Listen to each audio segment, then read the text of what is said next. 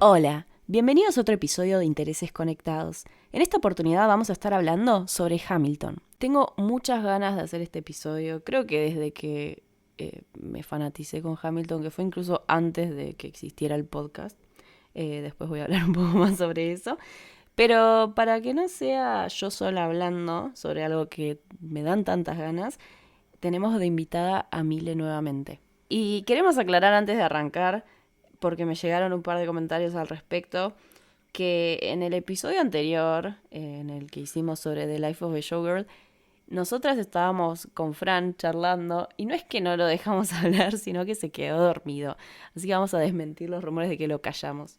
Bueno, antes de arrancar, para empezar ordenadamente, lo mejor es siempre decir qué es Hamilton, de qué estamos hablando. A fines de septiembre del 2025 salió en cines la grabación de una función de Hamilton que está en Disney Plus desde el año 2020 y se estrenó en Broadway en el 2015. Es una obra de teatro que revolucionó a Broadway y puso el foco en un prócer de Estados Unidos que hasta el momento no era tan conocido, pero sí relevante. Su creador, Lin-Manuel Miranda, plantea que esta obra es Estados Unidos de ayer con las caras de hoy. Pero en realidad es mucho más que eso, creo yo. Es un musical que es una biografía cantada, pero en realidad es una historia que refleja temas profundamente actuales, narrados con hechos del pasado a través de los ritmos del presente. Cuando Lin presentó por primera vez una canción de la obra en la Casa Blanca, él dijo que estaba escribiendo la historia de alguien que personificaba la esencia del rap. Un joven que llegó desde abajo, que se abrió caminos con palabras y que nunca se detenía. Y ese joven era Alexander Hamilton, un inmigrante del Caribe que transformó su destino con mucha ambición y mucho molestar a la gente a su alrededor. Y eso es un poco lo que pasó con la obra. Hamilton se volvió un poco más que una clase de historia. Es una metáfora de lo que se conoce como el sueño americano, pero reinterpretado desde el siglo XXI. Muchos conocieron a Hamilton ahora porque salió en los cines. ¿Vos, Mile, cómo lo conociste? Yo en realidad, o sea, me acuerdo el momento donde se hizo medio furor, que fue, no sé, 2018 por ahí. Sí. Pero por nada, por estar chronically online. Honestamente no vi la grabación de la obra hasta bastante tarde. O sea, hasta hace unos poquitos años. Sí conocía muchísimas canciones, o sea, me gustaban muchas de las canciones y las escuchaba seguido. O sea, tenía una idea más o menos de qué trataba Hamilton, pero no, es esto que decís de interpretar la historia del ayer con las caras de hoy. Me acuerdo que me lo contaste hace unos años cuando vi por primera vez la grabación y me pareció fascinante y ahí dije, ok, bueno, estas canciones que en realidad me parecían re piolas y re divertidas de escuchar, en realidad también tienen todo un retrabajo artístico por detrás. Y nada, me pareció súper interesante. Lo que me pasó también es que la primera vez que la vi no entendí nada. Y eso que conocía varias de las canciones, o sea, tenía familia, o sea, había ciertas historias dentro de la historia que lo tenían familiarizado. No entendí nada, la segunda vez entendí un poco más y como que recién a partir de la tercera vez que la vi, como que dije, bueno, sí. El tema es que Hamilton es una obra que te da mucha info en Sí. muy poco tiempo y no es una trama tampoco tan sencilla de seguir. Entonces, bueno, como que siento que cada vez que la ves como que puedes entender alguna cosita más. Y muchas cosas que vos entendiste seguramente yo no todavía. Así que bueno, ahora esperando a ver qué nos vas a contar a todos.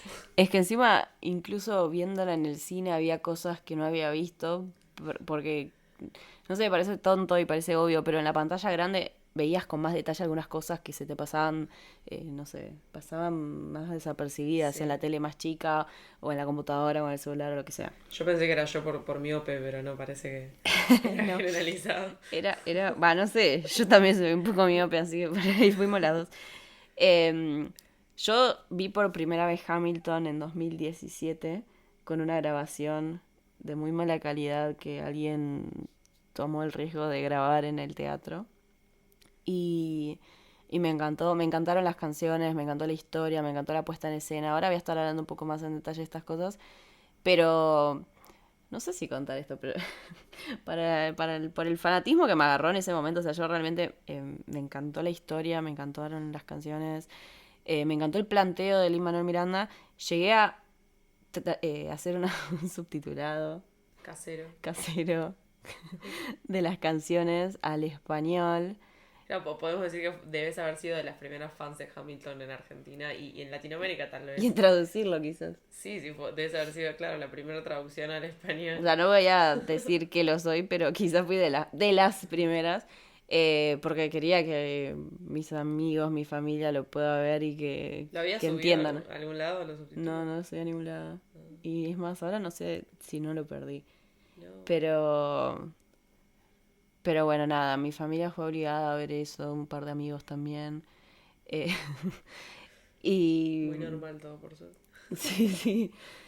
Y pasaba eso que decís vos, imagínate que se le sumaba una nueva capa de dificultad que era que se veía bastante mal el video, pero no lo entendían a la Claro, tal primera. cual.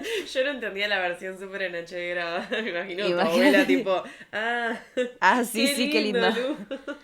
Sí, total. ¿Quién será este? Sí, sí, aparte no se entendía ni quién era cada actor, cada personaje, era una locura, ¿Está pero embarazada la señora? esto es una cita literal de algo que dijo mi abuelo. Em, pero bueno, en fin, vamos a ir mencionando varias cosas sobre la obra en sí. Yo quería arrancar un poco con la puesta en escena y un par de datos sobre el tema. Y un poco el orden de lo que voy a ir diciendo está un poco mezclado, pero la realidad es que en septiembre de este año, del 2025, fuimos al cine a ver Hamilton.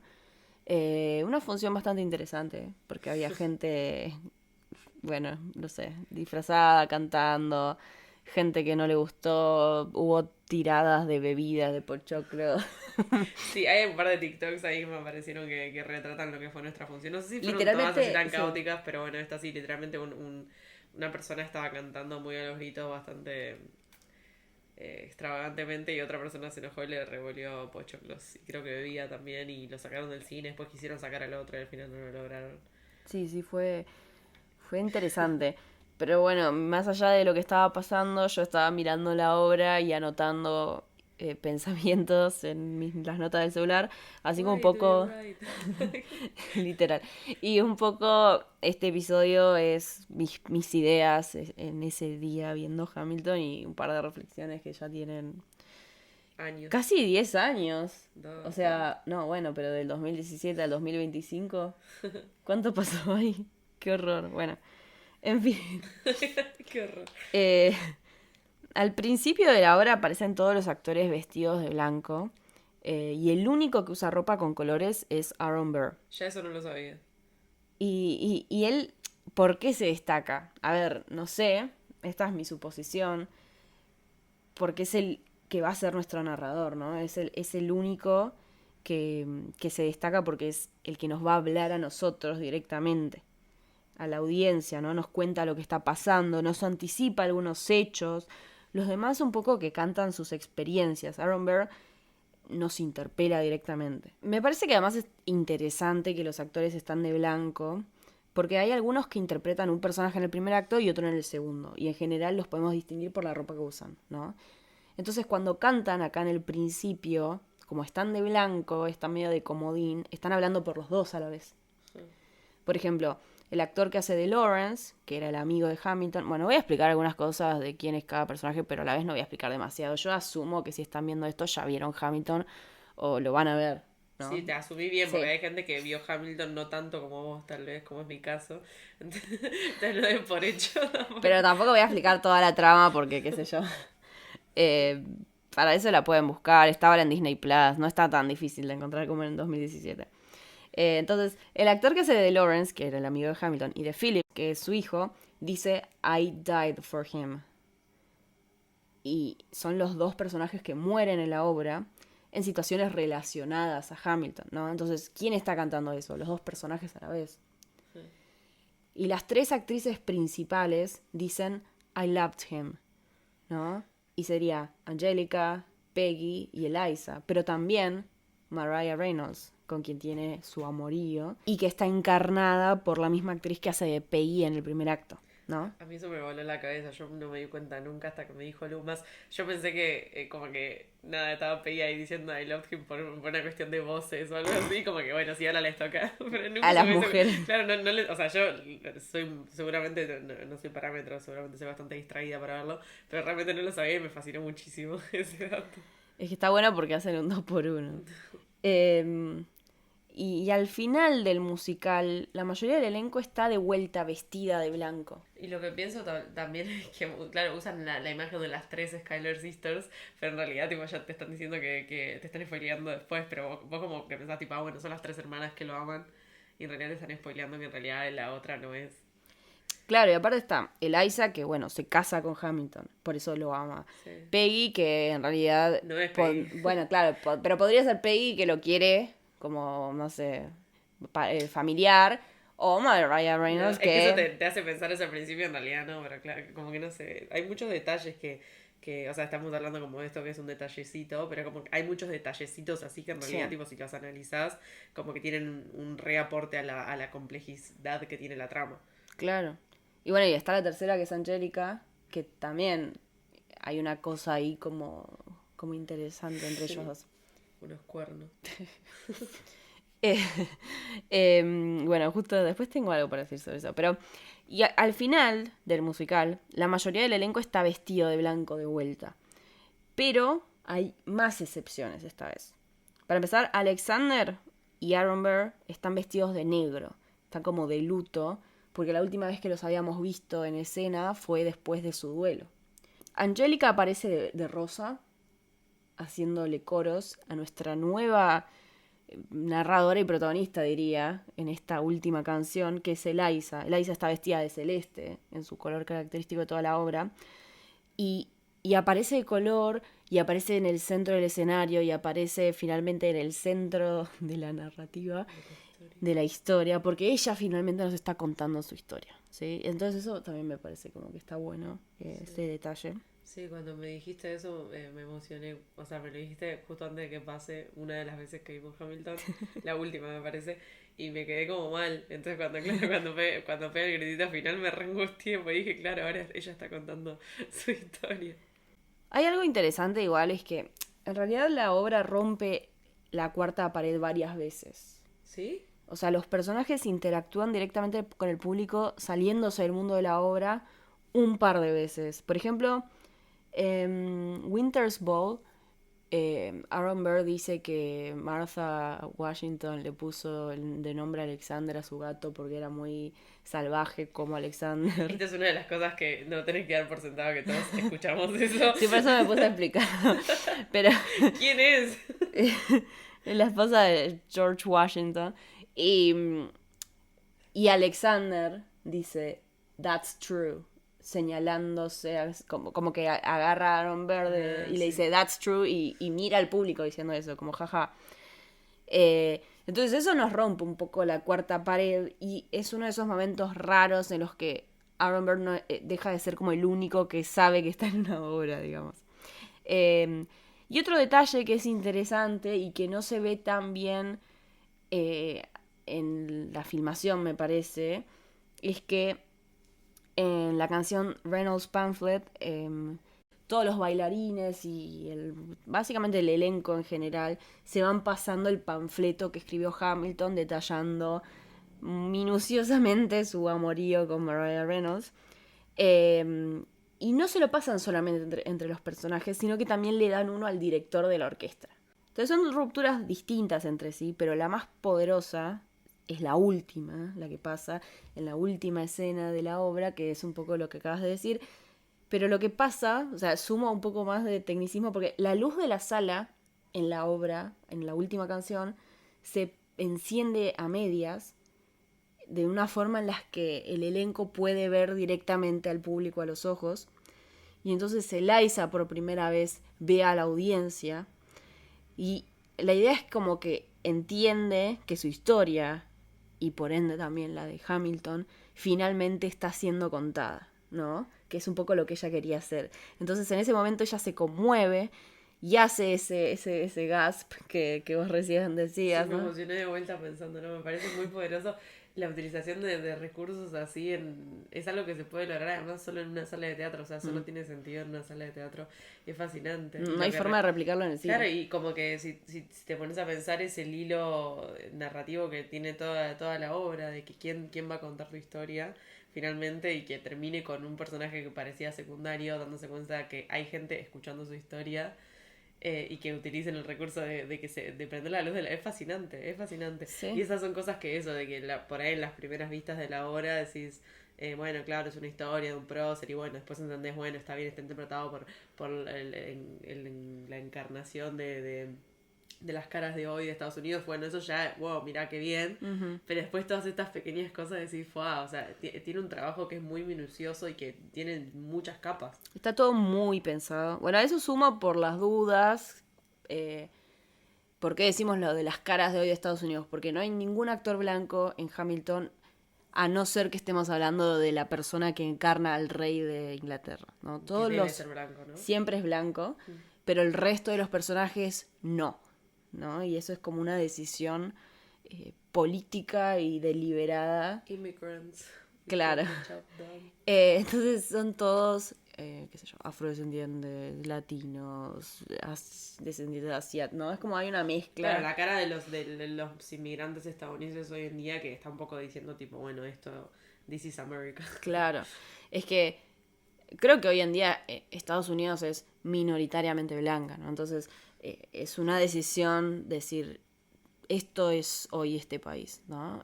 Así se construyó este país porque estamos viendo un pedazo de la historia de la independencia estadounidense. Bueno, así se ve hoy, ¿no? Pero volviendo a este momento final de la obra, cuando Eliza ve al público, ¿no? Se conmueve y hace ese ruido de asombro, de emoción, que hay mucha gente que odia, hay mucha gente que le perturba ese Para ruido. mí no lo entendí, ¿no? A mí un poco me perturbaba igual tal vez antes de que me Es expliques. fuerte, es gutural, pero Sí. Es incómodo. es incómodo. Y, y esta forma de terminar la obra coincide mucho con algo que Lin-Manuel Miranda dijo muchas veces, que la obra se llama Hamilton porque no es la historia de Alexander, ¿no? Porque se podría haber llamado Alexander Hamilton el musical.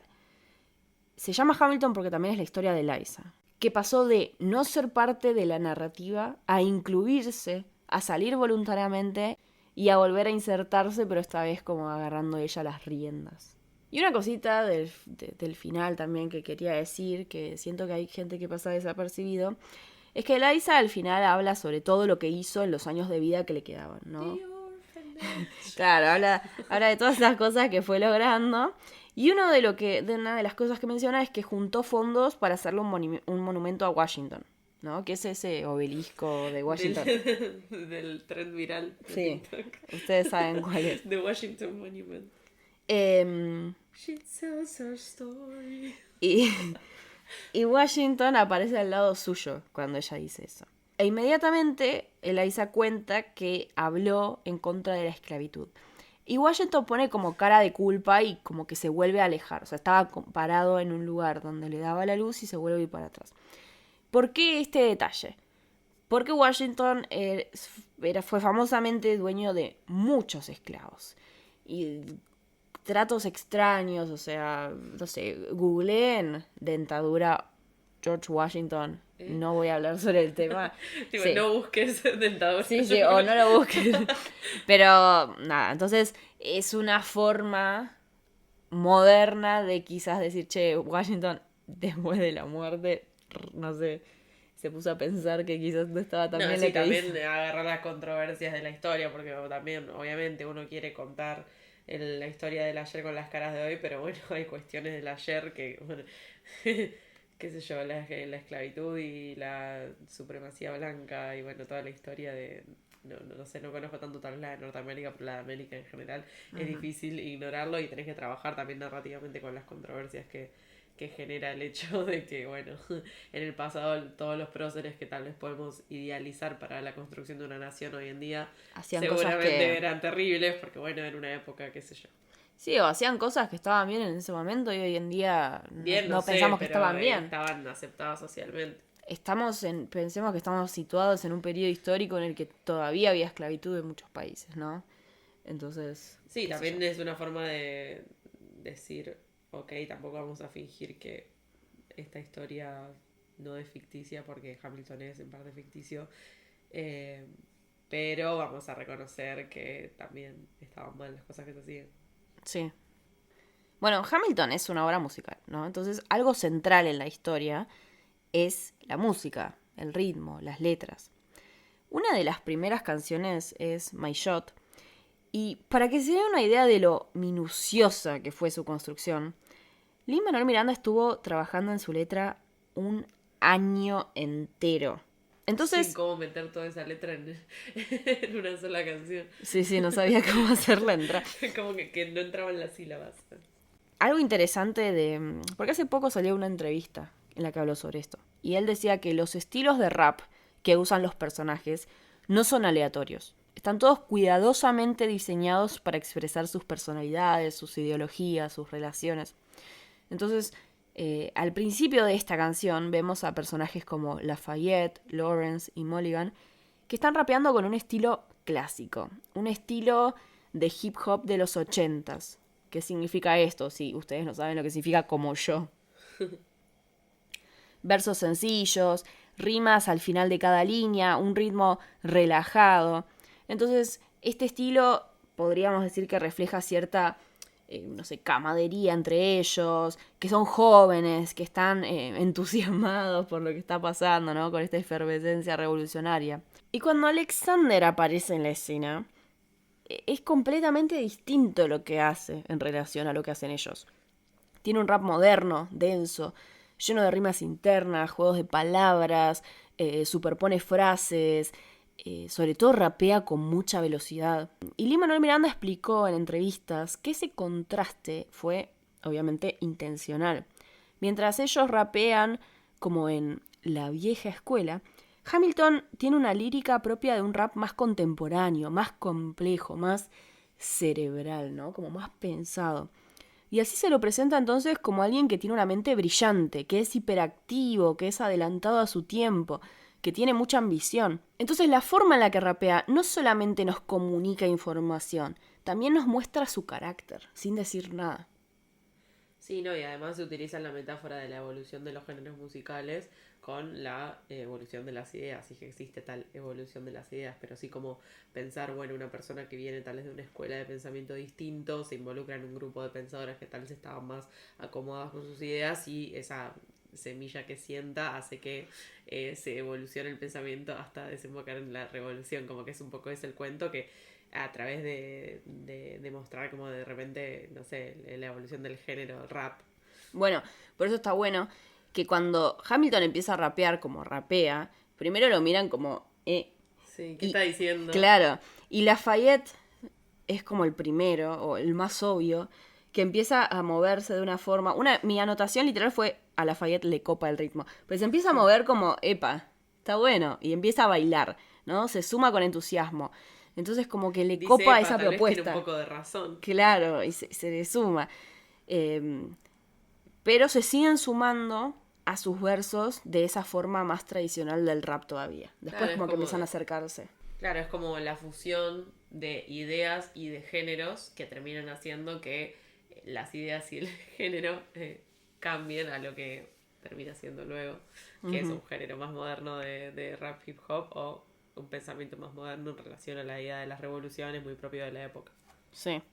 Sí, pero ese no es el único contraste que hay, porque podemos ver una diferencia mucho más clara cuando aparece Aaron Burr en esa canción, porque él es el único que no rapea, ¿no?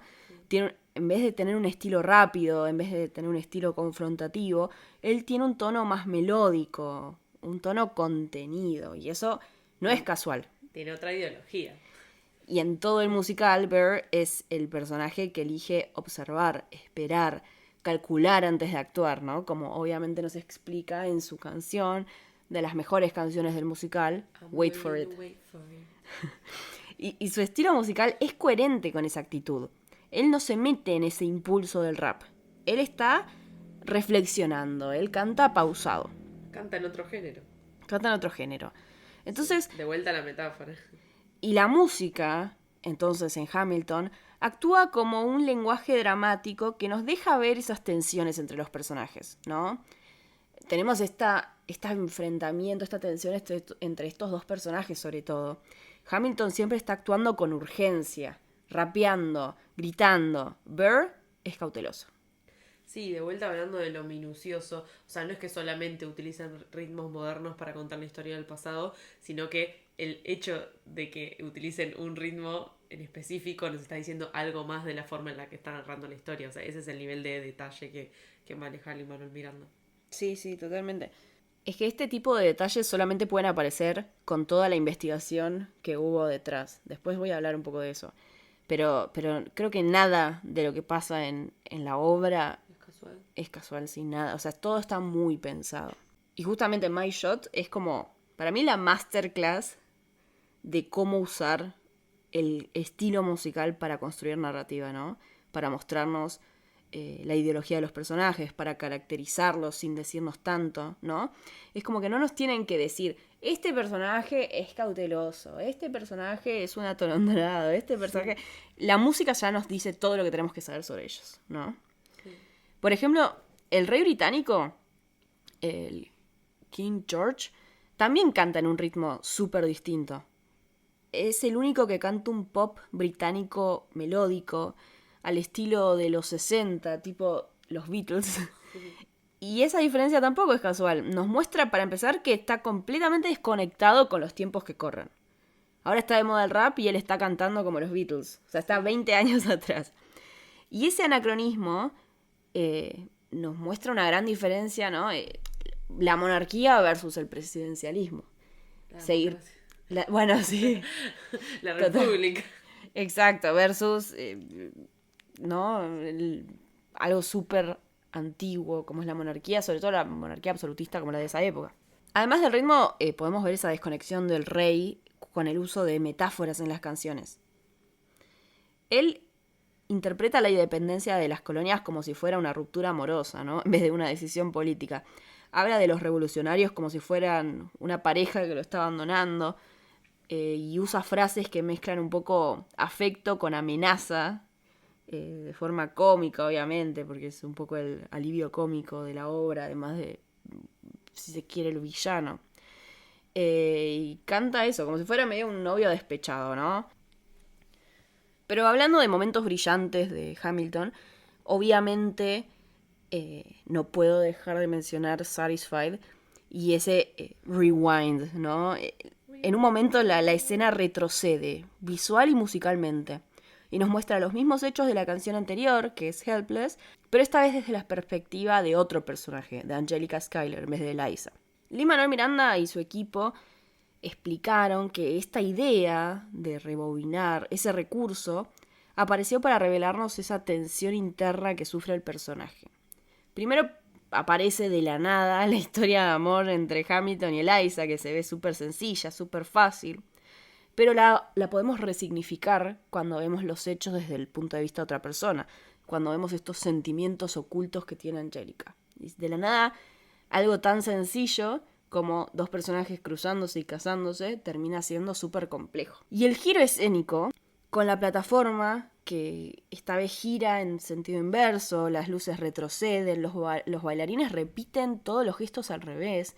O sea, realmente vean una comparación de las dos escenas y hacen de vuelta todo lo mismo pero al revés. Es realmente impresionante. Eso volviendo también a la utilización, o sea, la compleja utilización de los recursos teatrales en Hamilton, las corporalidades, el uso de los cuerpos de los actores como recurso para también contribuir a la narrativa, es fantástico.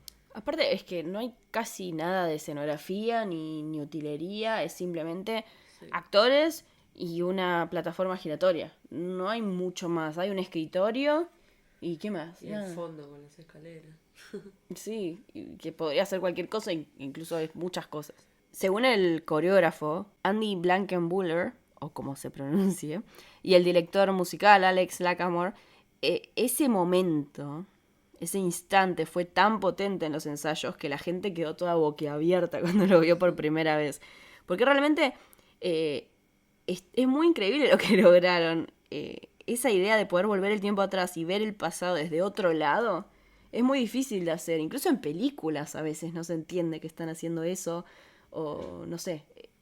La verdad que es muy, Sí, muy bueno. la sumatoria de todas las decisiones, ya el rewind en la canción, que es como tal vez la forma más directa de decirte lo que está pasando, el retorno hacia atrás de la coreografía, el también, tal vez la segunda o tercera vez que puedes verlo, ves de repente que el momento que se narra desde Eliza, Angélica está ocupando el mismo lugar que ocupa luego en Satisfied y viceversa. Yo cuando vi eso, cuando vi a Eliza ahí, cuando estaba o sea, en el momento que están cantando Satisfied, dije, fue, no es verdad, está literalmente pasando lo mismo, pero con otra canción de fondo y escuchando la voz de otro personaje.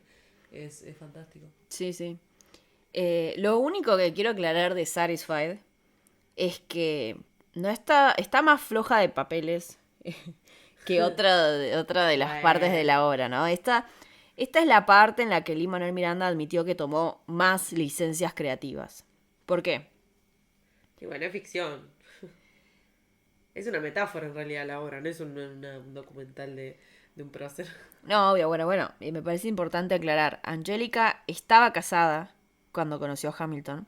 Y aunque sí existía cierta correspondencia afectuosa entre ellos, no hay pruebas de que haya habido un romance oculto o un intento de romance oculto.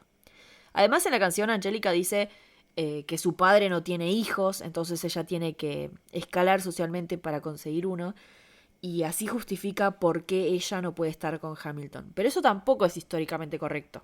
Angélica tenía hermanos varones. El musical altera ese dato, así nos puede reforzar el dramatismo de su renuncia amorosa y aparte así nos pueden destacar su inteligencia, ¿no? Su pragmatismo. Entonces nos ayudan a tener un personaje más moderno, más autónomo, aunque a costas de cierta verdad biográfica. Otra canción que me parece interesante mencionar es la de Thomas Jefferson, porque como todas está llena de capas narrativas. Jefferson vuelve a Estados Unidos después de años en Francia y canta en un estilo jazz, swing, muy del viejo mundo. Y eso nos muestra que está súper desconectado con todo lo que pasó cuando no estaba. Se perdió la revolución, el ascenso de Hamilton, el nacimiento de un nuevo estilo político. Y ese ritmo entonces, súper antiguo, digamos, contrasta con el hip hop dominante, ¿no? Con todo lo que está pasando en el musical, todo lo que pasó en el primer acto. Sí, también de vuelta jugando con eso, viene con los ropajes de unos pensamientos distintos y lo demuestra a través del género que está cantando. Viene de estar rodeado de tal vez otras ideas y las trae en forma de género musical. Sí, y lo que es interesante es que cuanto más se va metiendo en el gobierno, se adapta completamente, porque empieza a rapear como los demás. Es como que se pone al día con ese nuevo lenguaje del poder. Además, en una parte de la canción dice, no puedo creer que somos libres. Y eso es bastante interesante, ¿no? Para ver qué significa ser libre para una persona como Thomas Jefferson. Thomas Jefferson tenía mucho terreno en Virginia y tenía muchos esclavos. O sea, actualmente hay gente negra con el apellido Jefferson por la cantidad de hijos que tuvo con sus esclavas. Entonces, en esta canción llega a su casa y la recibe un montón de gente que le dice, wow, finalmente llegó. ¿Y quiénes son estas personas? Son todos los esclavos que vivían en Monticello, en su quinta, podríamos decir. Entonces, cuando dice, no puedo creer que finalmente somos libres, rodeado de sus esclavos, vemos un poco la hipocresía de celebrar una idea tan abstracta como la libertad en una época con esclavitud. También menciona a Sally Hemings. Dice, Sally, querida, ¿no podés abrirlo? ¿No? ¿Y por qué dice esto? Lo está diciendo porque le está dando una carta. Dice, recibí una carta del presidente, Sally, abrila. Sally Hemings fue una esclava de Thomas Jefferson con la que tuvo una relación sexual durante años, que empezó cuando ella era adolescente. Y la coreografía un poco nos deja ver esto, porque Sally, cuando abre la carta, también al mismo tiempo abre las piernas. Es un gesto sutil, pero es bastante potente, haciendo relación con esta este vínculo de poder que hubo en la vida real. ¿Sabías eso? ¿Te lo había dicho? No, ¿qué voy a saber? Nada, ¿sabes? No sabía ni que tenía esclavos en la serie, en la peli. No, bueno, En la pero obra. en las peleas de rap del gabinete, Hamilton le dice Sí, sí. que tiene Who's doing esclavos. the plantings? Claro. Bueno, pero, o sea, obviamente tiene esclavos, no sabía que aparecían en escena, como que no me percaté, pensé que eran más bailarines extra. De vuelta, nada es casual en Hamilton. Nada es casual y eso, como decía, solamente puede aparecer con 7 años de investigación y compromiso con contar la historia. O sea, Lin-Manuel Miranda empezó No a tuyo, trabajar... Belín. Tal vez parece que vos No, estuviste no, 7 años investigando a Hamilton. no, que además de que yo estuve 7 años... Pero Lin-Manuel Miranda empezó a trabajar en la idea en 2008, cuando leyó la biografía de Alexander Hamilton que escribió el historiador Ron Chernow, que me parece interesante mencionar, porque después él se convirtió en asesor histórico del musical. No es que solo Lin leyó la biografía, que de hecho yo me la compré y me ocupa la mitad de la biblioteca. Es un libro enorme, pero no solo lo leyó, sino que también lo llamó y le dijo, che, venía a ver si estábamos diciendo bien las cosas. Venía a chequear. Venía a checar. Y no solo eso, también consultaron muchas fuentes primarias, fueron a ver cartas, documentos oficiales, escritos originales de esos personajes históricos.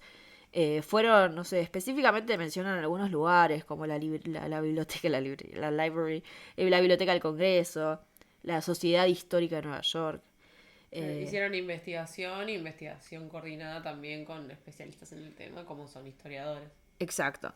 Entonces hubo un intento muy particular de asegurarse el rigor narrativo, ¿no? Más allá de esas licencias creativas que se usaron, porque hay que ponerle dramatismo a un musical para que pase algo Sí, interesante, pero ¿no? una cosa es hacer ficción y la otra es que sea incoherente o que no tenga sentido. Claro, No podés de repente decir, no sé, me imagino, un error histórico sería que en la obra se mencione que existe algo que todavía no existía, claro. o que se superpongan hechos que eran imposibles que se superpongan, o que algo no tenga correlación ideológica de repente. Sí. Esos eran, Sí, por eso. y para eso necesitas sí o sí gente especialista en historia. Es que aunque leas por 7 años, nunca vas a llegar al nivel de conocimiento que tiene un experto, ¿no? Entonces me No. parece que este equipo lo supo. Pero más allá de eso, de llamar a gente experta sobre ciertos temas, me parece que es importante aclarar que Lin-Manuel Miranda no creó Hamilton solo. En realidad podríamos decir que los creadores de Hamilton son 4. Tenemos a Lin-Manuel Miranda como un compositor, como letrista, como el que tuvo una idea. A Thomas Cale, que fue el director. A Alex Lacamoire, que fue el arreglista musical. Y a Andy Blackenmuller, que era el coreógrafo. Sí, es importante mencionarlo también porque como dijimos, cada pieza del musical aporta tanto a cómo se fue desarrollando la trama como el guión mismo. Sí, es un rompecabezas perfecto y cada uno fue como sumando sus piezas, podríamos decir. En una entrevista ellos detallaron un poco el proceso y dicen que venía como varias etapas. Primero Lin tenía una idea. tenía ideas de personajes, tenía canciones basadas en esta historia.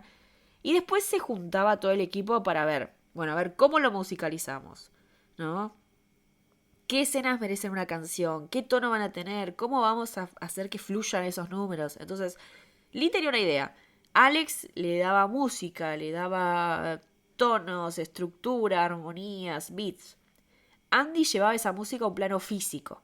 Y Thomas Cale organizaba cómo podía encajar todo eso en la puesta a escena, ¿no? Cómo podían crear esos bloques narrativos, cómo lo montaban. Y todo el proceso, todos esos 7 años de trabajo, tuvo un proceso de ensayo y retroalimentación constante. O sea, se revisaban constantemente las canciones, se sumaban personajes, se sacaban personajes, se probaban en escenas, se ajustaban transiciones, se definía el ritmo. Se filtraba lo que funcionaba y lo que no funcionaba, ¿no? Entonces, el entrevistador les preguntaba cómo hacían para no sentirse mal, ¿no? Poner el Lin-Manuel Miranda hacía algo y le decían, che, no, esa canción es una porquería, esto no va. Y ellos explicaban algo que me pareció que estaba bueno, que era, para empezar, un poco la humildad de saber que el resto también sabe y aceptar los comentarios. Pero además que este grupo estaba como muy en sintonía. Sí, también no es que estaban ellos pensando tipo, uy, a ver qué voy a aportar a la creación de un musical legendario para la historia de los musicales y para la, la cultura estadounidense contemporánea. O sea, ellos estaban, no sé, me imagino que eran más amigos que otra cosa, pensando en la idea de hacer un musical como habían hecho tal vez otros. O sea, era mucho más relajada la situación, creo. Sí, bueno, Lin-Manuel Miranda tiene una historia de trabajar con gente y seguir trabajando con esa gente para siempre. Él cuando estaba en la universidad, en realidad, empezó a trabajar en In the Heights. Que yo ya hablé sobre eso, tengo un episodio sobre In the Heights. Y trabajando en el guión, en la música, estuvo muchos años haciendo In the Heights hasta lo que terminó siendo. Ahí conoció a Thomas Cale. O sea, ya estaba trabajando con Thomas Cale desde que estaba en la universidad. Entonces, claro, ya tenían cierto ritmo de trabajar juntos, ¿no? Y se fueron sumando algunas personas, pero ya estaban acostumbrados. Y ya que estábamos hablando un poco de la vida real y la historia, quería sumar un poco de data sobre Aaron Burr. Porque es claramente de los personajes más complejos y enigmáticos de Hamilton. Ya habíamos dicho que a diferencia de Alexander, que todo el tiempo está irrumpiendo con versos veloces y un estilo como agresivo, Burr no rapea. Tiene una forma de hablar y de cantar melódica, pausada, reflexiva. Y eso nos muestra que tiene un carácter más reservado, más calculador, más paciente. Una forma de pensar diferente. Una forma de pensar totalmente diferente. Hamilton quiere cambiar el mundo, ¿no? Y lo quiere hacer ya. Y Burr un poco que quiere sobrevivir y no arriesgar de más. Digo, no sé, yo tal vez creo que los dos un poco quieren cambiar el mundo, pero de formas distintas. O sea, creen que pueden lograrlo de formas completamente diferentes y bueno, vemos que tal vez uno tiene más éxito que otro, hasta que bueno, uno muere y el otro no, pero pero creo como que Hamilton, bueno, eso que canta Burr también en sus canciones, de tipo, ¿cómo puede ser que Hamilton empezamos en el mismo lugar y de repente ahora él está mucho más avanzado que yo? O sea, los dos tienen una idea de que quieren hacer algo, los dos piensan que ese algo hay que hacerlo de formas completamente distintas, a uno le va mejor que el otro y el otro también le guarda rencor. El tema es que ni siquiera empezaron al mismo lugar. Sí, Hamilton empezó mucho más de abajo. sí. Y de alguna forma lo superó a Burr. El tema es que Sí, para mí Hamilton... Burr igual es tipo un incomprendido. Bueno, para mí Aaron Burr es un poco un incomprendido igual. Yo soy medio team Aaron Burr. O sea, hay cuestiones de su forma hay cosas de su forma de pensar de las que estoy bastante más de acuerdo. No sé, pienso en la canción del duelo. Eh, no sé. Sí, estaba harto. Sí, no, y tenía como una forma de ver las cosas bastante distinta. Esto de tipo, I'm willing to wait for it. O sea, eh, qué sé yo, es una forma de hacer política también distinta, si lo puedes pensar. Bueno, No, no sé si estoy de acuerdo o no estoy de acuerdo, pero es una forma de hacer política que hoy en día prevalece, tal vez.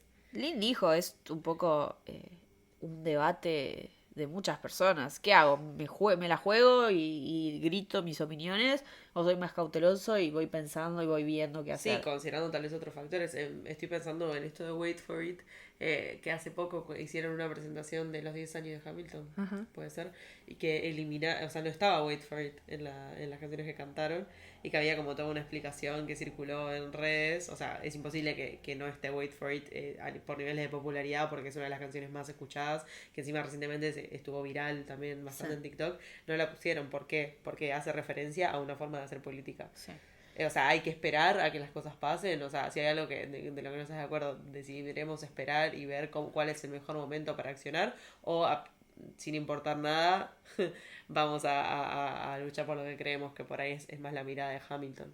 Sí, esa presentación que hicieron fue en los Tony Awards y Sí, fue súper interesante porque claramente era una crítica al gobierno de Trump, sí. ¿no? Estaban todo el tiempo diciendo, claro, hay que hacer cosas, los inmigrantes Hacemos son el trabajo. Sí, importantes. claro, y la quita de alguna forma de wait for it, o sea, de la idea de esperar, es un poco, creo yo, decir tipo, mira, no hay que tener la postura de, bueno, esperar a que esto pase y ver que cuando tenemos una mejor oportunidad para hacer lo que queremos, sino que hay que ir con todo.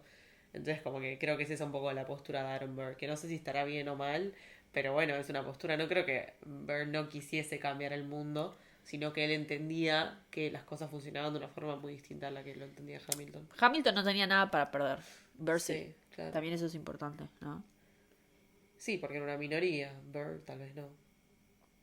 Burr no, Burr estaba sentado socialmente, sus padres habían tenido plata, lo único que tenía con Hamilton es que era huérfano, pero Sí. por circunstancias totalmente distintas. Eh, el tema es que Hamilton le gana de mano muchas veces por jugársela y él se queda con oportunidades que Burr podría haber aprovechado pero que se perdió por no actuar. Sí, bueno, finalmente por jugársela muere. Sí, la última decisión que tomó Hamilton también le cagó la vida, igual que un montón de otras decisiones que tomó, ¿no? Es A ver. apuntar para arriba, total. Tipo, o sea, hasta muriendo me arruinó. Sí, y Lynn explicó varias veces que él funciona como narrador además porque nos ofrece una mirada alternativa, un poco más introspectiva que el resto de los personajes. Porque como todos en general están actuando más impulsivamente, siguiendo sus ideales, sus pasiones, Burr está observando con distancia y como analiza cada movimiento y no se involucra tanto, nos ayuda un poco a ver la historia de un lugar más crítico, más reflexivo, ¿no? Entonces, Burr muchas veces se pregunta cosas sobre el tiempo, sobre la ambición, sobre las consecuencias de nuestras decisiones. Y eso nos ayuda a nosotros como audiencia preguntarnos también qué está pasando, qué opinamos. Igual yo quería contar algo de su historia personal, porque el musical alude brevemente a su esposa, a Theodosia, pero no se dice demasiado de ella. Burr tuvo una relación intensa y profundamente intelectual con ella. En la vida real era más grande, era viuda, era bien educada y se mandaban cartas bastante interesantes para la época. Hablaban sobre filosofía, sobre literatura, alguna que otra idea feminista. Era un incomprendido, Bird. Era un incomprendido. Y se cree que ella influyó mucho en el pensamiento de Burr y que por eso, por ejemplo, él apoyaba la educación de las mujeres, como vemos en una canción en la que habla sobre que como quiere un futuro mejor para su hija Theodosia. Pero la vida de Burr, la verdad, tuvo un giro muy trágico. Después del duelo con Hamilton, para empezar, su imagen pública cayó. Años más tarde, en 1807, lo arrestaron y lo juzgaron por traición. Porque está acusado de haber intentado crear un imperio independiente al suroeste de Estados Unidos, como que se había proclamado rey. Pero todavía, hoy en día está debatido. Si no es que es mentira, que él en realidad no hizo eso. Y lo quisieron nada más meter preso. Lo terminaron absolviendo. Por eso digo, no se sabe bien qué pasó. Pero su reputación la verdad es que nunca se recuperó. Y encima, su hija, Theodosia, desapareció en 1813.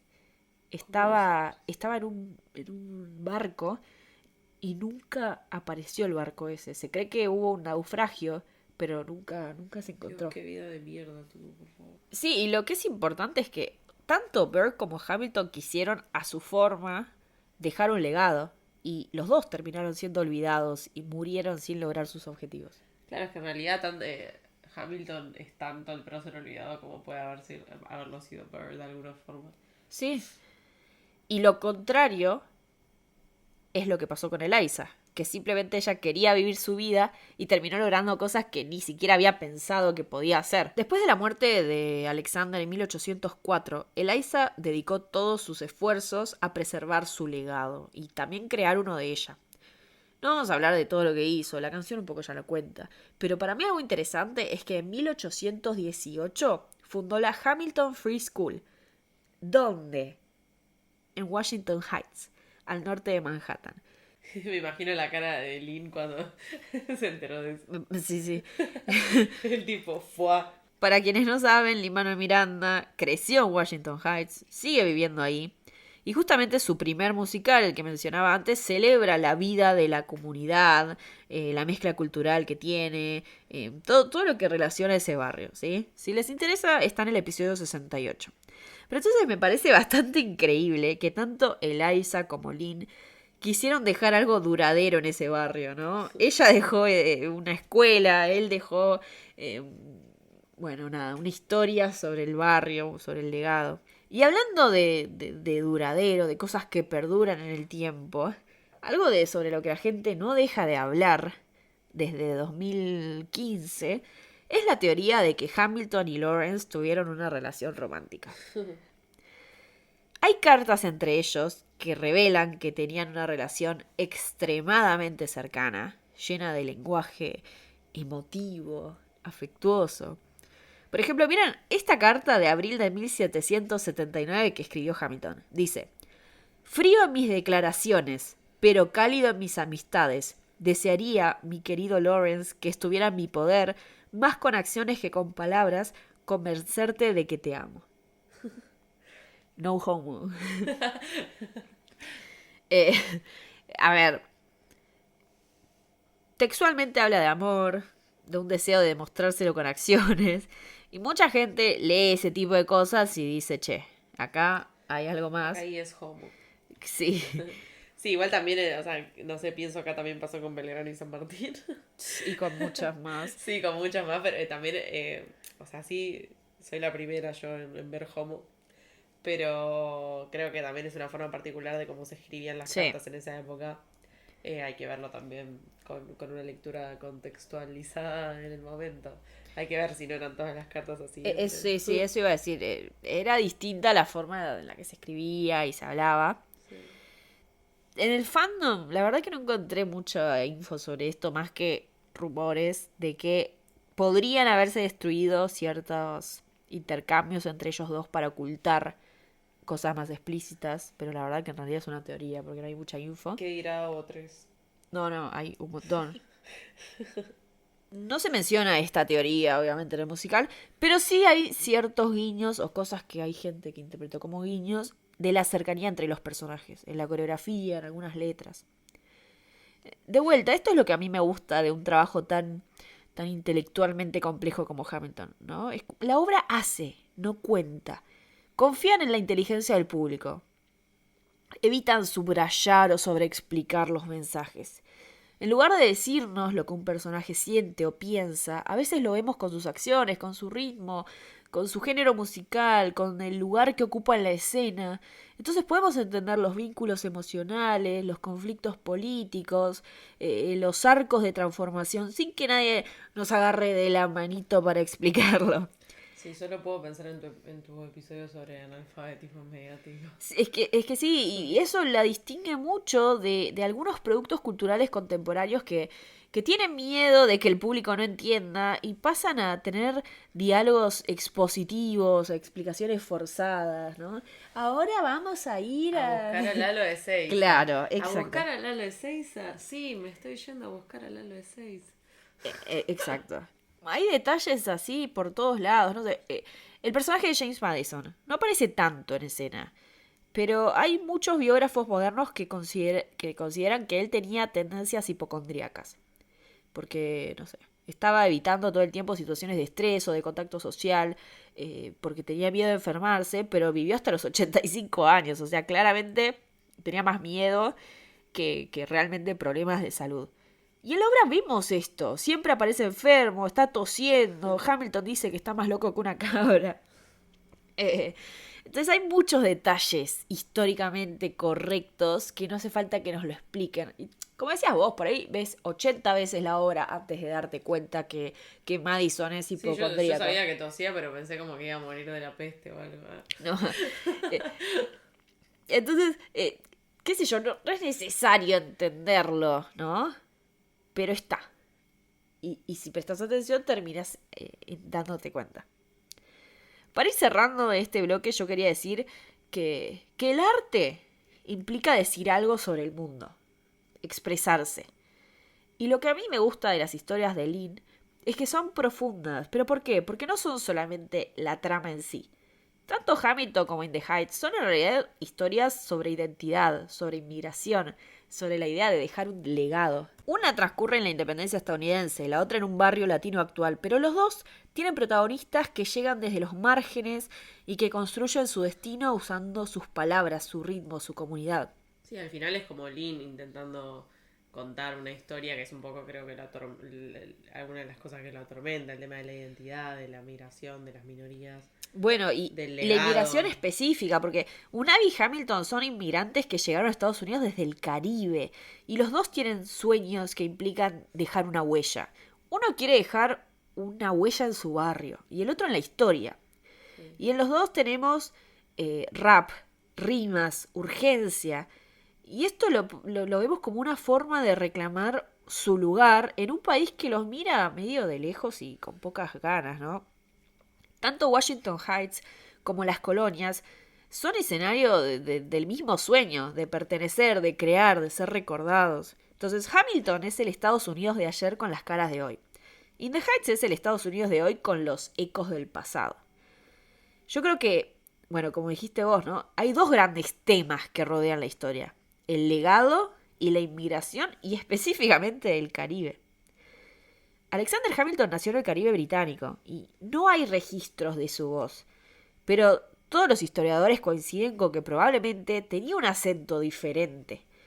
Cuando llegó a Nueva York, fue bastante admirado porque era muy inteligente, porque era muy ambicioso. Pero se marcó mucho que era un extranjero. No tenía apellido, no tenía fortuna, no tenía una familia influyente. Muchos, la verdad que no lo querían, decían que era un forastero, que avanzaba demasiado rápido. John Adams, que aparece mencionado varias veces en la obra, pero no es un personaje, fue el presidente y vicepresidente en distintos momentos, dijo que era un bastardo de las Indias Occidentales. Y eso aparece en la canción The Adams Administration. En la obra vemos un poco su acento, no literalmente, sino simbólicamente, porque rapea distinto, ¿no? Pero además del acento, Hamilton destacaba porque tenía ciertas decisiones estéticas que en la época llamaban la atención. En la canción Washington on Your Side, Jefferson dice: la forma en la que se arregla, se acicala y se viste como lo peor de la moda. Y no sé si se dieron cuenta, pero la ropa que usa Hamilton en el segundo acto, ahora que es un adulto casado con una mujer con plata, es llamativo en relación a lo que usan los demás. La canción nos retrata a Hamilton como alguien demasiado preocupado por su apariencia, pero que nunca logra alcanzar el buen gusto asociado y aceptado por la élite. Y hay varias críticas documentadas de la época. John Adams se reía de su origen humilde, lo ridiculizaba, decía que tenía aspiraciones que no le correspondían. Y estas críticas, más allá del terreno político, operan en el terreno simbólico, ¿no? Se cuestionaba su comportamiento, su ambición, cómo se presentaba, decían que no pertenecía. Y obviamente con todas estas ideas podemos retomar a un colega, amigo, Pierre Bourdieu, ¿no? Íntimo. Un íntimo amigo del podcast. ¿Qué le faltaba a Hamilton? Capital simbólico, capital cultural, ¿no? No entendía el buen gusto. Hamilton no estaba cerca de la aristocracia local, no compartía sus códigos estéticos, su forma de habitar. No, estaba lejano, muy lejano su hábitos. Entonces era un desubicado. Hablaba mal, se vestía mal, tenía demasiadas ambiciones que no le correspondían.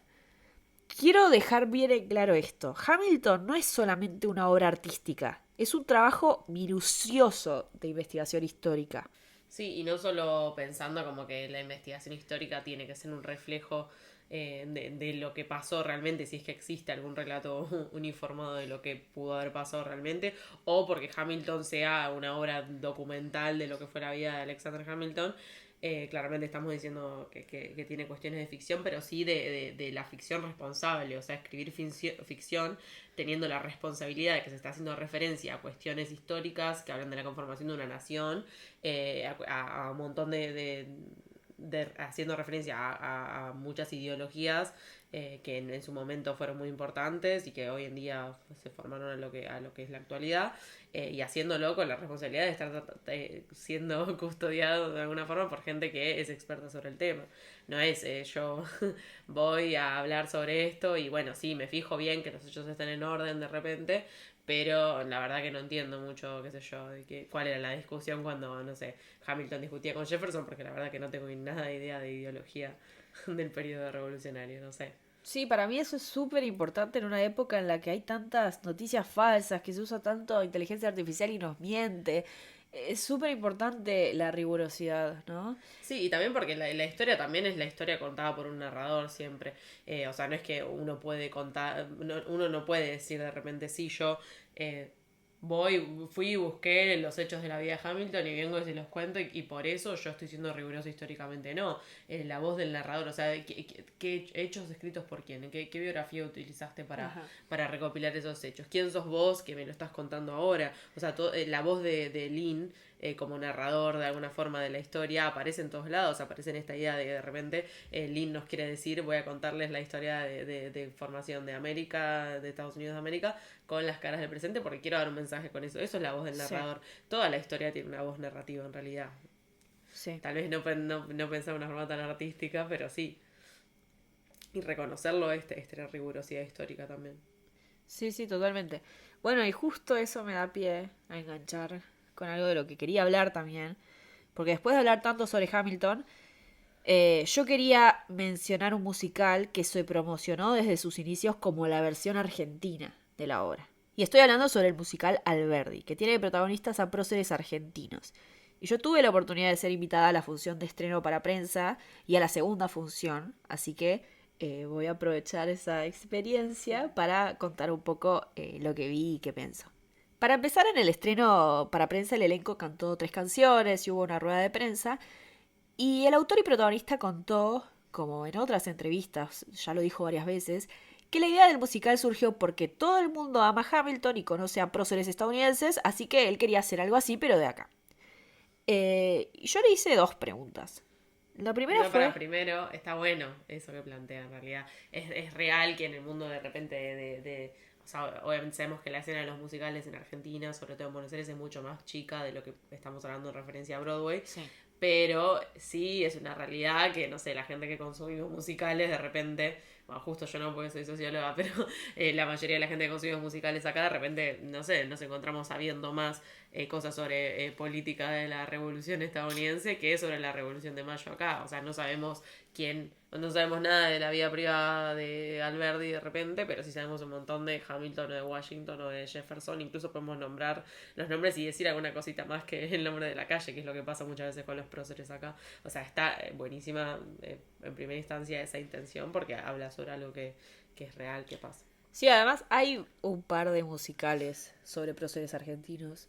Sí. Estaba El Libertador, que era de San Martín, hay uno de Sarmiento, pero solamente son obras como muy enfocadas a la educación, entonces no es que uno va a Calle Corrientes y están ahí, sí. ¿no? Claro, como utilizadas como un recurso para tal vez mostrarla, enseñar a los próceres en colegios y eso me imagino. Claro. Pero bueno, yo le hice 2 preguntas al creador. La primera fue qué fuentes usaron y si consultaron a especialistas. Y él me dijo que chequearon todo muy rigurosamente, ¿no? Pero que el que investigó fue él, porque se hizo fanático del tema. Y después le pregunté cuánto tiempo duró ese proceso de investigación. Y él me respondió que la idea de hacer el musical en realidad surgió el año pasado. Así que podríamos decir que de la idea al estreno pasó más o menos un año. Y ese año, el musical estuvo manteniendo una cuenta en TikTok que no paró de compartir material, siempre con canciones de Hamilton. Como siempre aludiendo a esta idea, como que Alberdi es el Hamilton argentino. Otra cosa que dijeron en la rueda de prensa es que eligieron a Alberdi y no a otra figura histórica, porque al igual que Hamilton es un prócer poco recordado hoy en día, a pesar de su importancia material, digamos. Y además los dos tenían conexiones, porque son o fueron autores intelectuales de la Constitución. Y aclaro esto, porque fueron actores intelectuales, porque ellos no escribieron la Constitución, sino que hicieron trabajos que sirvieron para construirla o defenderla. Sí, muchas veces se cree que, no sé, tal vez se entiende que lo que se dice de Hamilton es que sí la escribió. Sí, no, ninguno de los dos escribió. Es más complejo en la historia. Es más complejo. Sí, tal vez eran autores importantes a la hora de pensar las ideas que contribuyeron a la escritura de la Constitución. Claro. Sí. Un periodista preguntó qué opinaban de decir eso hoy en día, porque en realidad Alberdi es una figura bastante reivindicada en la actualidad, sobre todo por personas de ideología libertaria. Incluso muchos fanáticos de Milei se consideran herederos de Alberdi. Sí. Y ellos nos aseguraron... Creo que hay incluso una agrupación política. Sí, literalmente se llaman así. Y ellos aseguraron múltiples veces que la obra no es política y que ellos no hablan del presente, sino que del pasado. Y que no hay ni buenos ni malos, sino hechos históricos. Y también se mencionó que no hay mucha política en el teatro argentino. Ugh. Yo quiero empezar diciendo que la política no son partidos políticos. O sea, muchas veces se piensa que hacer política es militar en un partido, votar en una elección, qué sé yo, ser candidato, no sé. Pero en realidad, para empezar, la política está presente en muchas decisiones de la vida cotidiana, ¿no? Es política discutir cómo se reparten las tareas de una casa, qué derechos defiendo, cómo me visto, qué causas apoyo. La política es cualquier acción que tenga que ver con cómo vivimos juntos en sociedad.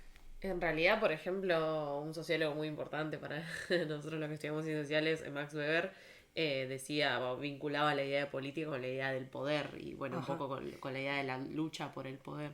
O sea, si pensamos la sociedad y las relaciones sociales, la política es muchísimo más amplio que lo que se acusa cuando se dice que algo es o no es político. Sí. O sea, el poder es algo que vamos a ponernos muy abstractos, pero bueno, el poder es algo que está en casi todas las relaciones sociales. O sea, es muy difícil que algo no sea político, en alguna medida.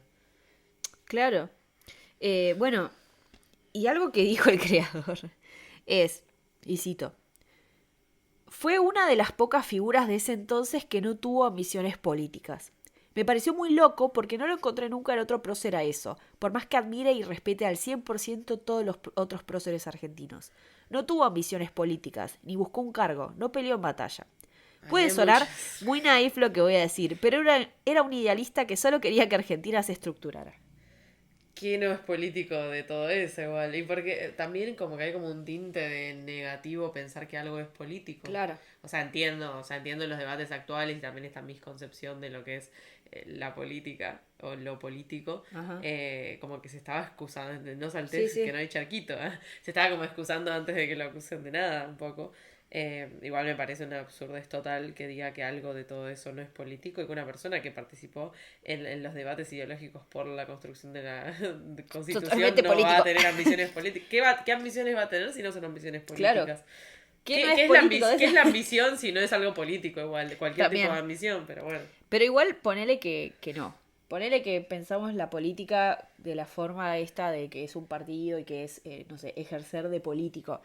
Alberdi tuvo cargos diplomáticos y fue candidato a diputado en 1879. Sí, como todos también los próceres de la época. Sí, Entonces, ¿y eso tampoco es hacer política?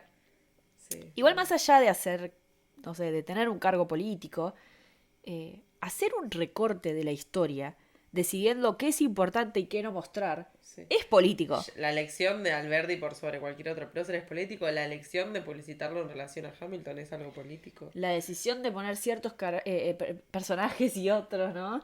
Sí. Rosas es un villano al estilo Disney en el musical. Esa decisión también es política. Sí. Que no significa que sea buena o mala. Pero sí es político. Es una decisión política. Sí. Además me parece que hablar de Alberdi, sin ni siquiera querer mencionar que hoy en día es una figura reivindicada y apropiada por el partido político que nos gobierna, es raro. También es una decisión Sí, política. También lo quiero excusar un poco a la persona que dijo esto también y bueno, a toda la gente que piensa esto sobre Alberdi. Sí es difícil meterse o sea, meter también, exponer tal vez un producto cultural a un debate que está bastante establecido en relación al significado de lo político o no lo político. Creo que se quiso excusar antes de que empiecen a bombardearlo con preguntas de un tipo específico. O sea, quería lavarse un poco las manos. Sí. Que no lo culpo. Sí. Pero por ejemplo en la función que yo fui estaba Ramiro Marra, legislador de la ciudad de Buenos Aires de La Libertad Avanza y figura que fue bastante cercana al presidente. Y recientemente el elenco del musical Alberdi le rindió un tributo público a Leonardo Cifelli porque asistió a la función.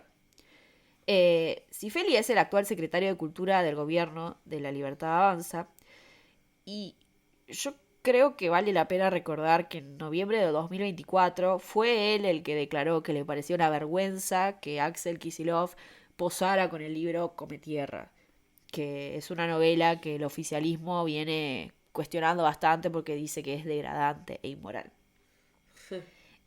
No sé si saben Dicen de que esto. es política, definitivamente hablando. Y no sé si saben, pero sobre este libro, sobre esa controversia. Cometierra es una obra de ficción eh, que aborda el dolor social de la violencia machista y cuenta la historia de un adolescente que tiene el don sobrenatural para encontrar personas desaparecidas. Lejos de ser inmoral, es una novela que nos denuncia un sistema que naturaliza el femicidio y la pobreza estructural. Pero lo más llamativo es que Cifeli dijo que el libro era propio de degenerados, o sea, literal dijo eso, y después dijo que en realidad él no lo había leído, que solamente se había basado en para llegar a ese cuestionamiento después de ver algunos planteos de periodistas. Podían poner cualquier cosa. Entonces yo entiendo que, obviamente, qué sé yo, no te quieras meter en una... Cuestión partidaria. Claro, Tal vez, sí. me parece, qué sé yo. Procede a meterse igual.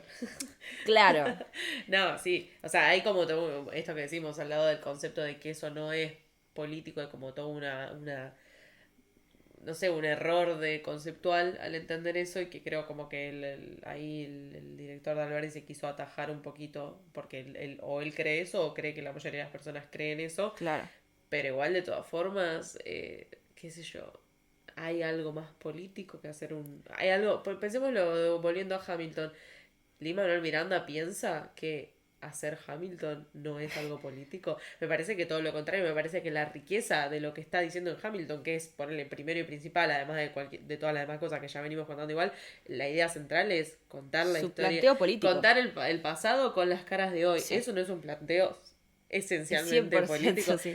Si no es político, no, ¿Qué es, es? no Sí. tiene la riqueza de lo que estamos recalcando que justamente tiene. O sea, ahí me parece como que el paralelismo entre Hamilton y Alberti pero se rompe de una manera drástica. O sea, la riqueza de la existencia de Hamilton, de contar la historia de Hamilton, de contarla de esta forma en la actualidad, es que es político. Eso me decepcionó bastante. Sí, La para mí relación de Alberti. las historias de Lin-Manuel Miranda lo que tienen es esa riqueza de su planteo político. Sí. Lo que Lin quiere... Y del arte en general, disculpen. Bueno, sí. Y ni hablar perdón, sigo, pero del dicho de que el teatro en Argentina no es político. El teatro siempre es político. Primero de que el teatro siempre es político, por fuera de eso. No sé si alguien de las personas que están escuchando acá conocen algo de teatro, de lo que es la escena del teatro en Buenos Aires, de lo que fue la escena del teatro en Buenos Aires, de lo que significó, de lo que es la historia del teatro argentino también, Sí. que es una de las escenas de teatro más importantes en el mundo, diría, Sí. en Latinoamérica por empezar. ¿Cómo que el teatro no está asociado a la política en Argentina? Eso me parece que no es ni debatible, creo que es un error directamente que se confundió cuando lo dijo, porque si no, no se me ocurre qué puede haber pensado. O no sabe nada de teatro. Sí, yo creo que Alberdi tiene algunas cosas. A ver, Hamilton no triunfó porque puso a rapear próceres y el protagonista no era tan conocido y no tenía un feriado, pero sí tenía un billete, como Alberdi. Eso tal vez es un fun fact. Pero Hamilton triunfó porque era algo nuevo. Era rigurosamente académico, histórico y usaba la historia de un prócer como excusa para contar algo humano, entendible y políticamente interesante. Alberdi es similar, pero le falta un poco eso para mí. Para empezar, y esto ya es una crítica 100% mía, yo siento que después de ver el musical nunca entendí cuáles eran las ideas de Alberdi. Se mencionó mucho las ideas, que defendía sus ideas, que luchaba por sus ideas, pero nunca entendí cuáles eran esas ideas. Por ejemplo, en Hamilton vemos las ideas literalmente porque en las peleas de rap del gabinete, Hamilton se enfrenta a Jefferson como un enemigo político. dice, yo estoy a favor de esto, yo estoy a favor de esto, yo estoy a favor de esto. Claro, cada uno expone sus pensamientos, sus formas. Bueno, y esto que decíamos antes, también poner las controversias entre Aaron Burr y Hamilton era porque sus ideas eran distintas. Eso estaba reflejado también en el género musical que utilizaban, pero también esta idea de que, bueno, ambos querían llegar a un punto, tenían pensamientos completamente distintos. Bueno, ¿cuáles eran las...? Podemos ver claramente que Aaron Burr y Hamilton tenían ideas distintas, podemos decir más o menos cuáles eran las ideas de Hamilton. Pues las tenemos literal ahí, o sea, Claro. están recitadas. Están ahí. En Alberdi se mencionaron más las ideas de Sarmiento y las de Rosas que las de Alberdi. Realmente no llegué a entender cuál era el planteo de él. Solamente que quería que la nación crezca y como cosas así muy ambiguas. No entendí como el planteo específico de él. Sí. Además yo creo que hay demasiados personajes y actores. Hay 20 actores en escena y la mayoría hacen entre 2 o 3 personajes. Y a veces aportan información histórica, pero que no es relevante para una trama que no se define del todo. Por ejemplo, no sé, en un momento mencionan a Marcos Sastre y muestran su foto en pantalla. Yo, qué sé yo, fue interesante, yo no sabía quién era, después de eso, qué sé yo, googleé. Pero no sirvió más que para eso, porque no cambiaba en nada mencionarlo. Y así siento que hubo varios detalles. Incluso hubo ciertos detalles de la obra que entendí viendo entrevistas de los actores. Está bien que la vi una sola vez, ¿no? Sí. Y eso puede pasar. Pero, por ejemplo, yo en un momento pensé, che, ¿quién es el narrador de esta historia? Estaría bueno que fuera... Hay un personaje que es la primera periodista mujer argentina. Y dije, che, estaría bueno que ella fuera la narradora, ¿no? Porque Claro. tiene sentido. Y después vi una entrevista con la actriz y ella dijo que era la narradora del primer acto y que el segundo acto la narradora era su hija.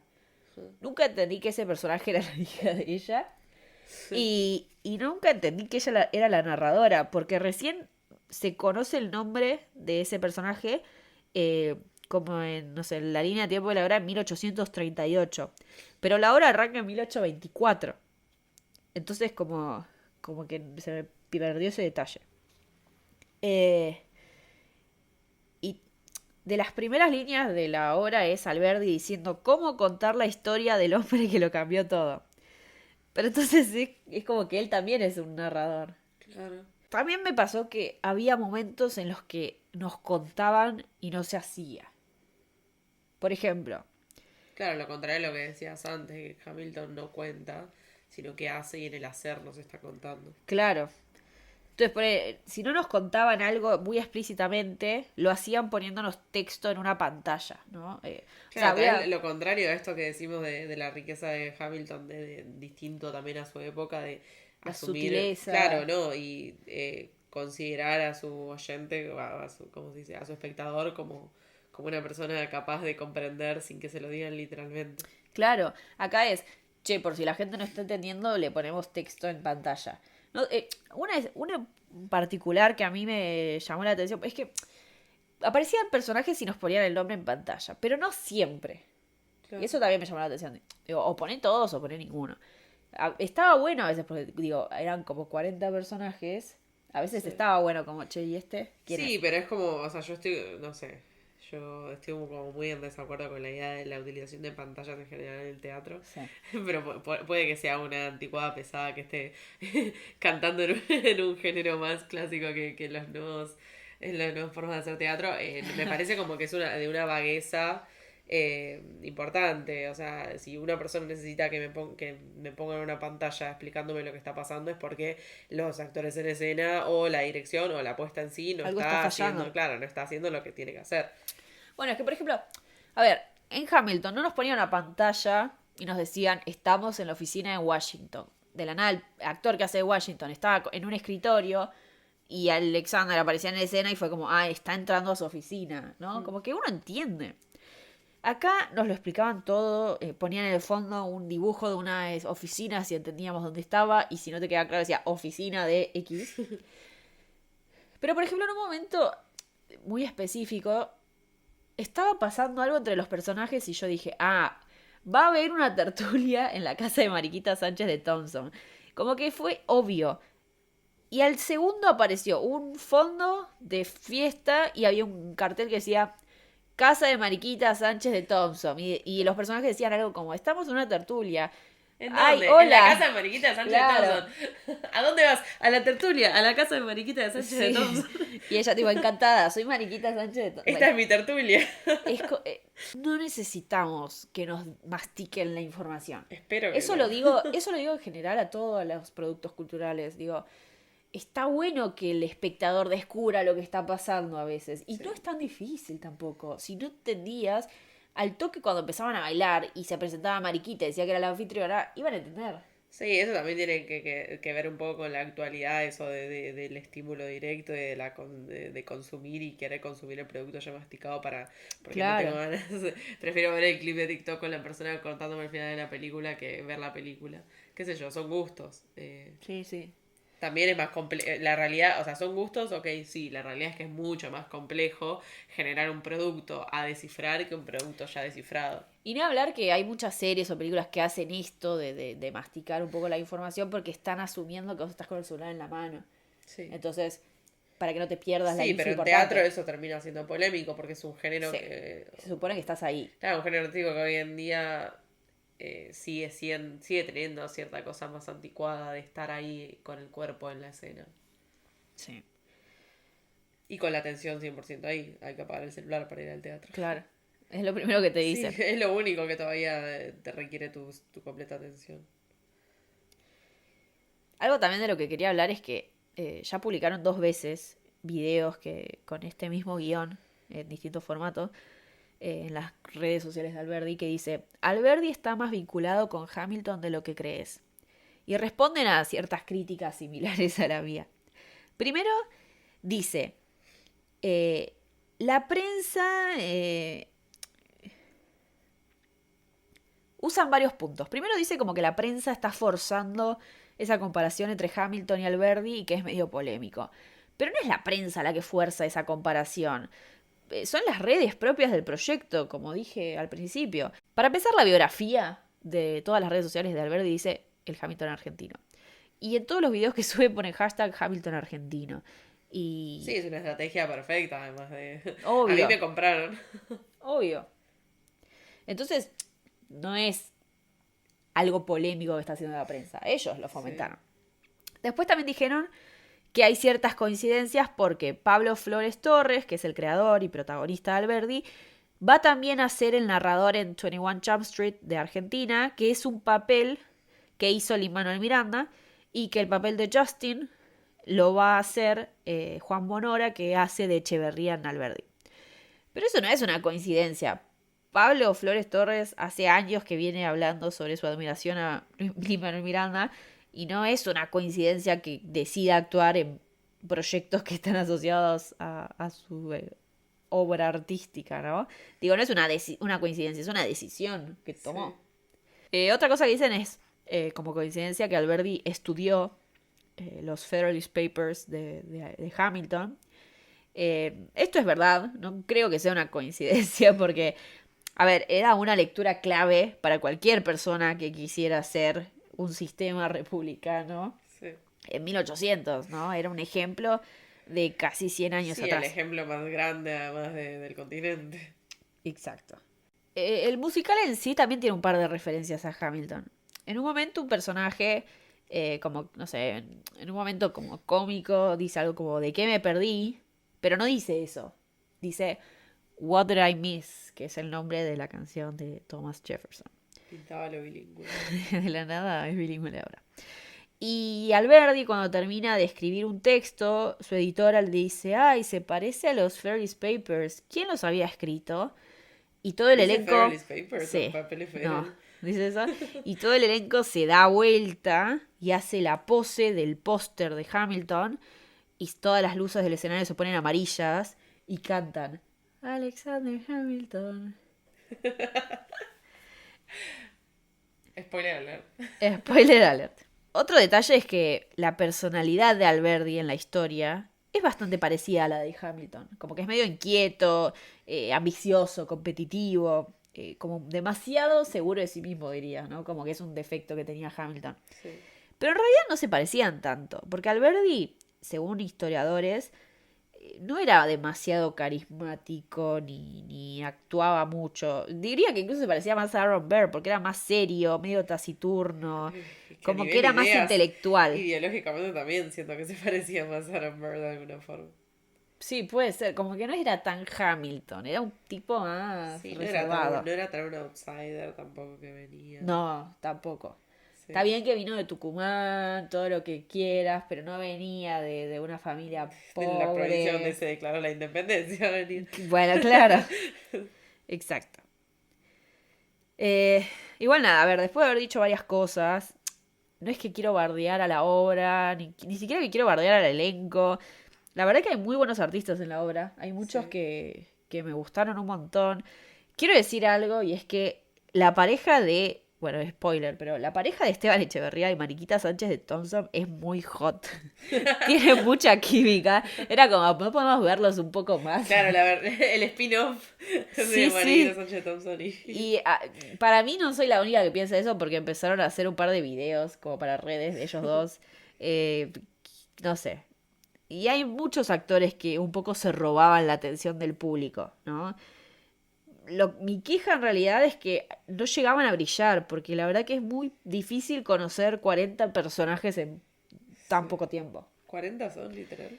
Y son 20 actores y todos hacen entre 2 o 3 menos Alberdi. Claro. O sea, es mucho, mucho personaje.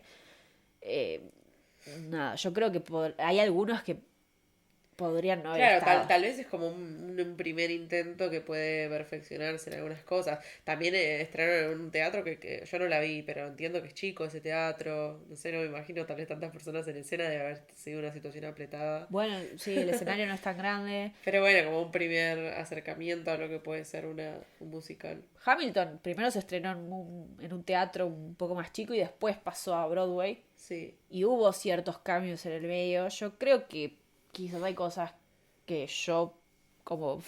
Acá hablo como fanática de los musicales. sí. Siento que hay cosas que por ahí habría que cambiar y pulir. Pero eso es mi opinión amateur. Más que nada, mi crítica tiene que ver como divulgadora, como científica social. O sea, yo no puedo soportar que se hable de nuestras disciplinas con poca rigurosidad, ¿no? Y además, yo, con mi experiencia en la vida académica, siempre cito mis fuentes, ¿no? No sé, si ahora quieren entrar interesesconectados.com.ar/fuentes, pueden ver todas mis fuentes. Todos los Sí. episodios están citados. Lo que leí para hacerlo, en lo que me inspiré. Entonces, no puedo tolerar que se Claro. hable de historia sin que haya habido alguien corrigiendo, aportando ideas, diciendo, che, por ahí se puede ir por acá, ¿no? Sí, claro, y también eso que decíamos antes, de reconocer que cualquier relato sobre el pasado, cualquier análisis histórico, la voz del narrador aporta tanta información como el hecho en sí, si es que Sí. existe tal hecho. O sea, toda narrativa es subjetiva. De alguna Sí. forma, si uno no reconoce, por ejemplo, estoy contando la historia de esta persona desde el análisis histórico de tal otra o desde tal fuente, uno no está reconociendo que hay una voz ahí. O sea, básicamente estás engañando al espectador diciendo como que eso puede ser una opinión objetiva cuando eso es algo que no existe en la historia. El principio de Alberdi dice, o sea, en la primera canción creo que es, los personajes dicen, esta es una historia sobre el pasado, no hay hechos buenos o malos, solo personajes históricamente situados, algo así. Sí, pero no me A parece ver, tan mal eso si lo empleamos en el sentido claro. de que no estamos haciendo un juicio moral sobre esto, pero siempre hay que reconocer que cualquier selección también de esos hechos ya de por sí tiene una postura subjetiva. O sea, hay una persona que decide esto va a entrar, esto no va a entrar, tal vez esto no es mejor que esto que es peor, pero esto es más importante para Claro. contar esta historia que esto que no estoy contando. Eso Sí, también es sí. una construcción subjetiva. O sea, es La necesario elección de aclarar. cuáles son los personajes, para Sí. empezar, ¿no? Y, por ejemplo, vuelvo a lo mismo, pero Rosas y su esposa, Escurra, son villanos. Son villanos de musicales. Tienen música de villano. Uno entiende de qué estoy hablando. O sea, son ritmos de villano. todo el tiempo para hablar de Rosas dicen es un tirano, es un villano, me da miedo, me va a Y esa matar. es una lectura muy particular de la historia. Eso. O sea, hay bandos dentro de historiadores que opinan sobre la tiranidad o no de Rosas. Exacto. Es un debate muy clásico, además, en lo que es la historia argentina. Y clásico y Y contemporáneo. eso no es tomar una postura política, Por sí o sí eso. lo es. Y eso también está buenísimo, o sea, Sí. que reconocer que eso es tomar una postura política. O sea, si a mí me vienen a Hacerse decir, cargo de eso. es una crítica al gobierno de Rosas, Racismo. me da muchísimo más ganas de verla que me digas... Es un Hamilton argentino. no, bueno, tal vez el Hamilton argentino a mí me compró personalmente, pero que me digas, es una recopilación de hechos sin ninguna...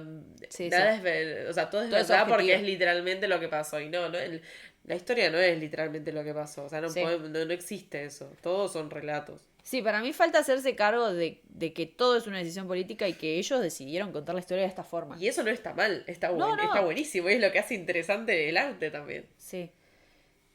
Digo, es interesante porque justamente hoy en día hay mucha reivindicación, tanto de Alberdi como de Rosas, en personas con bandos políticos completamente distintos. Entonces, Sí. es un debate interesante.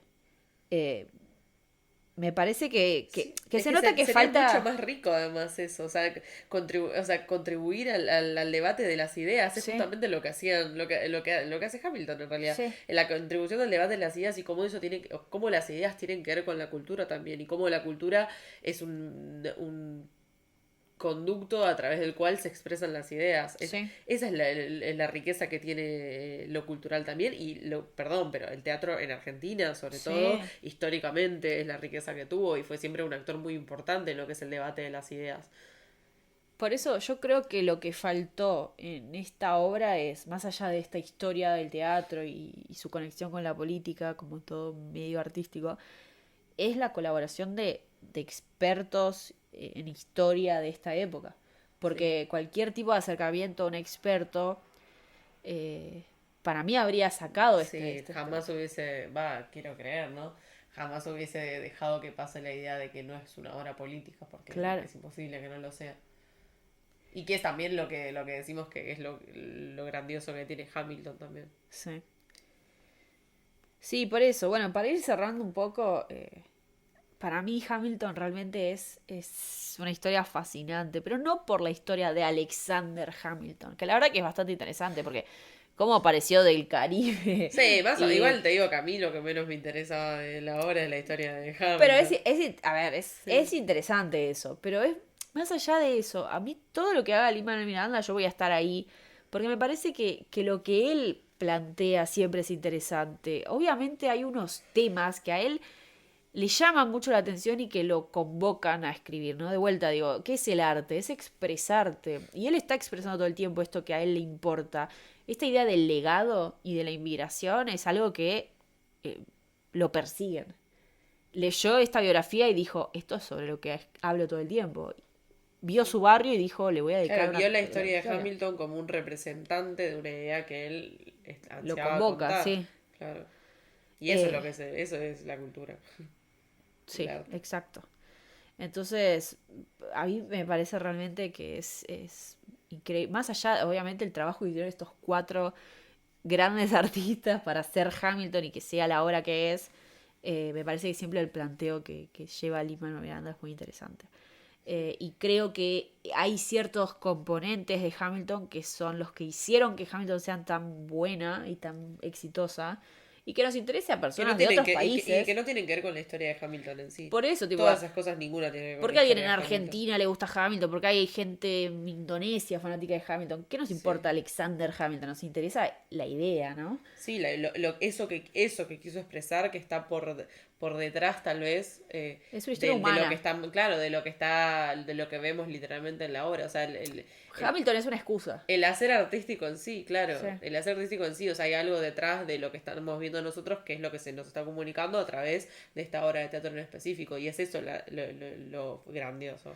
Y yo creo que eso es un poco lo que falta en Malverde. Sí, me gustaría saber tal vez qué quiso expresar, si pudiésemos hacer una pregunta, ¿qué quiso expresar el creador de Alberdi con Alberdi?